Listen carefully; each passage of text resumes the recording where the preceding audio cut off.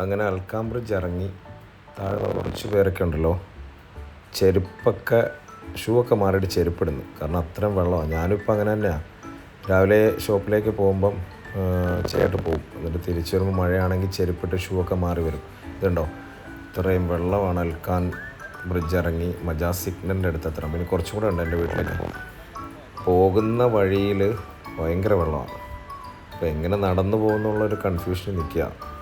ഇതുണ്ടോ ഈ രണ്ട് വഴിയും ഭയങ്കര വെള്ളമാണ്. ആ ചെക്കൻ ഇറങ്ങി പോകുന്നുണ്ടോ? അപ്പോൾ അതേപോലെ മുട്ടുകാൽ വരെ വെള്ളമുണ്ട് അവിടെ.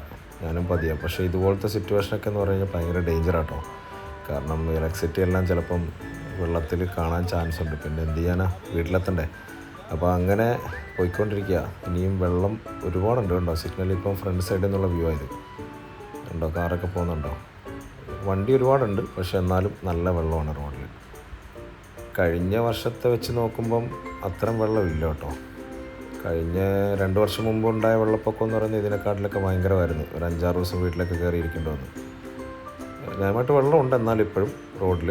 പക്ഷേ വണ്ടി സൈഡിൽ പാർക്കിംഗ് ഒന്നുമില്ല. ആളുകൾ വളരെ കരുതലോടെയാണ് ശരിക്കും പറഞ്ഞാൽ ഈ മഴയെ നേരിടുന്നുണ്ട്. കഴിഞ്ഞ വർഷം ഉണ്ടായ ഒരു ബുദ്ധിമുട്ട് ഇതുണ്ട്. ഈ വഴിയിലൊക്കെ വെള്ളമായിരുന്നു കഴിഞ്ഞ വർഷം.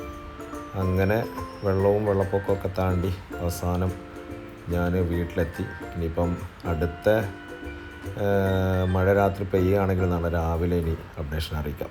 Okay, see you, bye by.